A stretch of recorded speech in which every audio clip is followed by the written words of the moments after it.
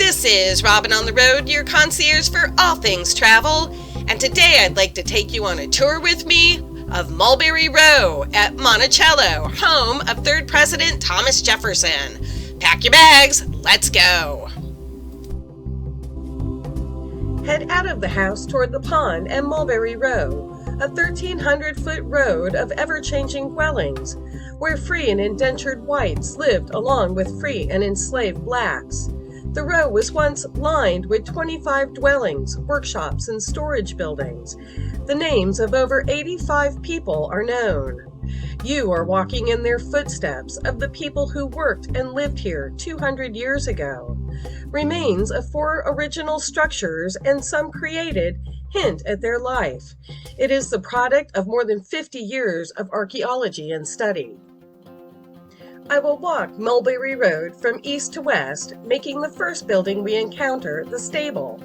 Like Monticello itself, the stable will undergo at least 3 remodels. Consider a horse during Jefferson's time like your car today. Jefferson had a passion for horses and will find solace in their company after the death of his wife. He was a fearless rider, and almost up until the day he died, he will ride his property, his 5,000 acres, every day. His passion will carry over into breeding, using English bloodlines and Virginia horses. Sadly, during the Revolution, the British will carry off or outright kill his horses. He was, after all, a traitor. Caring for his horses, the groomer or hostler was someone Jefferson would trust. Jefferson had grown up at Shadwell with Jupiter, and he became his property when both men turned 21. Jupiter will make Jefferson angrier than the grandchildren had ever seen him before or after, over who should ride a horse, but in the end Jefferson will agree with him. After his death, Wormley Hughes, grandson of Elizabeth Hemings, will take over as head groom. Besides his beloved horses, the thing to remember is Monticello was a farm. Lacking in machinery, it relied on human and animal labor. Caring for all these animals must have been a full-time job, plus the animals who were raised for food and milk. Travel at this time was a difficult task. There were few roads, and the existing ones were often of poor condition. Yet life went on. Goods needed to reach markets, and items not produced on the plantation purchased. Wagoneers were the semi-truck drivers of their day. Although slaves, they had autonomy on the road, even carrying money. Slave families were usually kept together on plantations because you would not run away and leave your family, and you would return home to them.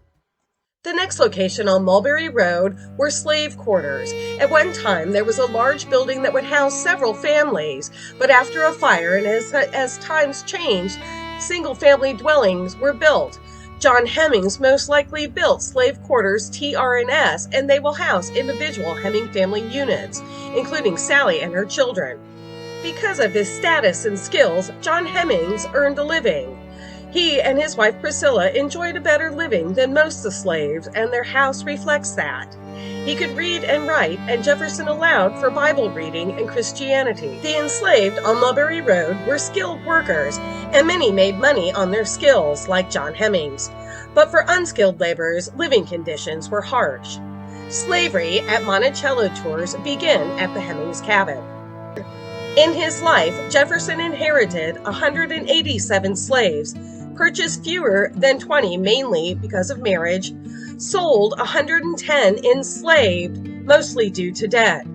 He will gift 88 enslaved, mostly as dowries, and after his death in 2 auctions, 126 men, women, and children will be sold.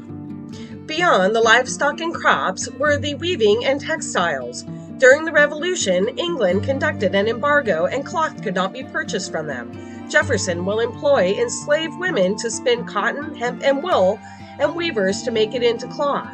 His only surviving daughter by Sally Hemings, Harriet, learns the textile trade and enters into the white world at the age of 21 for his agreement with Sally with this skill. Enslaved children at the age of 10 will be put to work, boys making nails and girls spinning. Those who are unsuccessful will be put to work in the fields. Although the work may seem less arduous than field labor, women work 9 to 14 hours a day here. In 1811, Jefferson has a 24-spindle spinning jenny built, and it will work like 24 spinning wheels.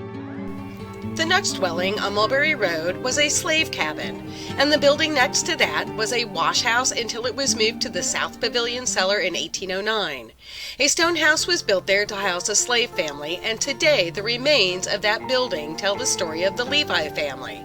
Uriah Philip Levi was the first Jewish American to receive the rank of Commodore in the U.S. Navy. He will purchase Monticello in 1834 to preserve it. Had he not, Monticello likely would have been destroyed by time. In 1862, he will try and give the home to the government, only to be turned down. His nephew, Jefferson Monroe Levi, will gain title to the house and will sell the home and 662 acres to the newly formed Thomas Jefferson Foundation in 1923. Their dedication for nearly 90 years is why we have Monticello today. The walls of the stone house will be taken down by Uriah to form a wall around his mother's grave. This spot was the location of the original smokehouse and dairy from 1790 until 1809, when it will be moved to the newly finished South Terrace. The next building is a reproduction for the storehouse for iron and part of the forge and quarters of Isaac Granger, who will work as a blacksmith, tinsmith, and nailmaker here. Isaac will master all three trades and will belong to 3 different family members before gaining his freedom and moving to Petersburg, Virginia in 1820. He will take on the surname Jefferson. His memoirs of his life at Monticello will be published in 1847. In 1794, Jefferson will set up a nail-making operation. His nailery will produce thousands of pounds of nails sold to local shops and neighbors. The nail makers were 9 enslaved boys ages 10 to 15, standing at anvils making up to 10,000 nails a day. From 1775, free and enslaved workmen produced some of the most beautiful woodwork in Virginia. Sawyers felled trees, carpenters dry and rough-cut planks, and joiners, using hand tools, create furniture and furnishings, carriages, floors, doors, and moldings, making up the wood trades, carpenter, and joiner shop. Today, the chimney and foundation of that shop are all that exists. Thank you, fellow traveler, for joining me on this tour of Mulberry Row. This tour is part of my Monticello deep dive video. Check it out if you get a chance. And please smack that bell and smash that like button.